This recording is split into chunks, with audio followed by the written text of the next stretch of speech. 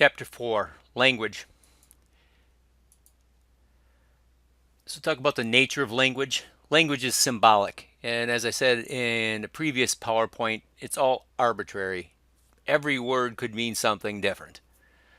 Um, these are these constructions represent a communicator's thoughts. They can be actual symbols, not words, and this is the case of sign language. And it's important to understand the meanings are in people, not words. If you think about something that's been pretty controversial lately, how some people view the American flag is very different than how other people view the American flag. So the language involved with talking about the flag or patriotism varies greatly across the spectrum of people. It's also important to remember that language is rule governed. It has agreed upon rules in order to construct meaning. So if you think of things like grammar or how sentences are constructed, all those things have rules. The power of language. Language shapes attitudes. It's naming, credibility, status. I'm a lawyer. You are a student. Sexism, racism. You think about the constant use of him rather than her. And so language can really and really does shape attitudes of people. It also reflects attitudes. You think about power in language, directive language. If someone commands you to do something, they're giving you an order. If you give pleading language, it's maybe you could, why don't you? If you think of, for example, if you're raising children, if you are, it is bad probably to constantly give orders to children, but it's also if I have my 11-year-old stepson and I say, maybe you could, why don't you, relative to certain tasks at home, well, then he might think he has the power. So it's a balance.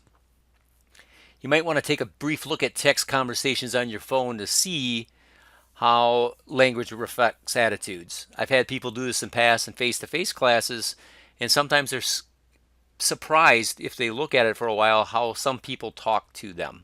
For example, I had a student who had a teenage daughter, and she was very insistent a lot, and he really didn't realize that until he looked at the text messages. Also, something about power of language, it also speaks to affiliation. So it's how you talk, word choice, vernacular, dialect aligns you with certain groups. Just an obvious thing if you think about my hometown, if I'm sitting with my dad and some of the other people that I grew up with, they talk, generally speaking, they'll speak about things like hunting and fishing, and that's how they talk about everything really, but they talk through that subject matter. If you think of things like word choice, people's word choice tells you a lot about how educated they are. Oftentimes, how they perceive themselves. Certain vernacular is used in rural areas as opposed to suburban areas as opposed to urban areas. So language has a lot of power in how it's used, shapes attitudes, and puts us in certain groups.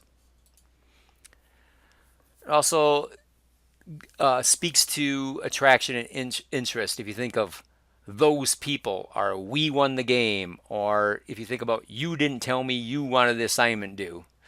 And so all of these things assign blame or show who should be responsible. For example, if you think of the we won the game thing, if you think of the Packers, and this is something that I always thought is funny, the Packers win, we won the game.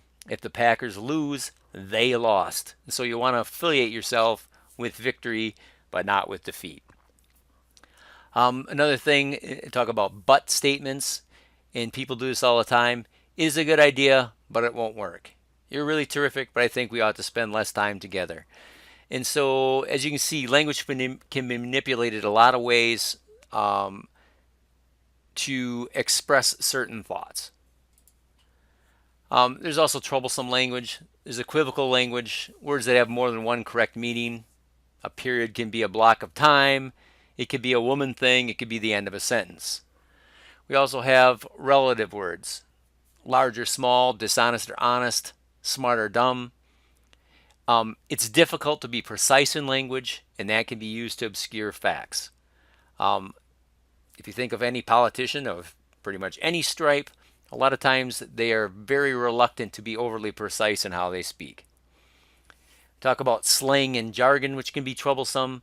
If you're a runner, and I run sometimes, I'll talk about bonking when they hit the wall. And basically what that means is your body can't do it anymore, and then you're going to have you bonk. You don't do well from that point forward. There's also disruptive language.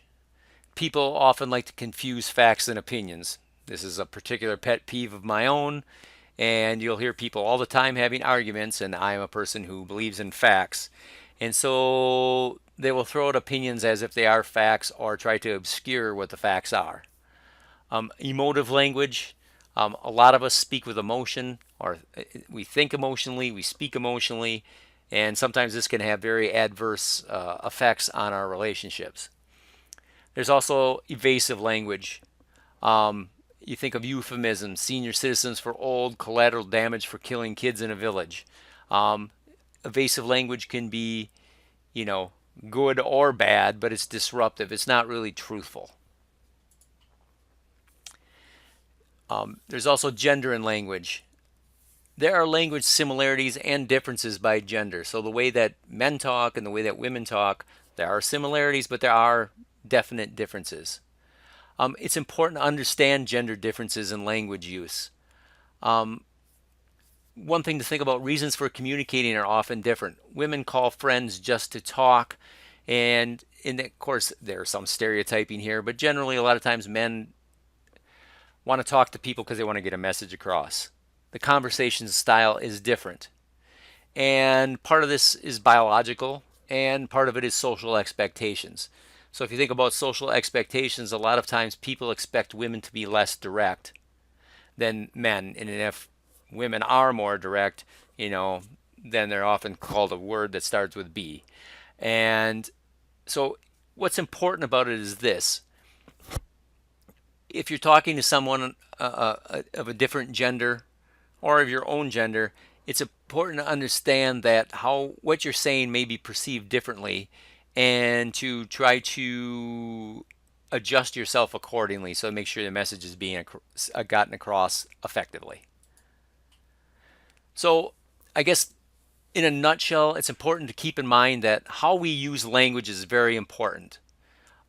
It talks about who we are, where we are from, what we think, and it's also used to influence others and oftentimes to try to encourage them to think the same way as we do. It's important to understand how other people are using language with you. As I said, people where I grew up in a little small town in northern Wisconsin don't talk the same way they do in downtown Chicago. And it's important to understand that there are differences and to be, cognizant of those differences and how it may color how you look at conversation and communication. Last thing to think about is words do more than hurt.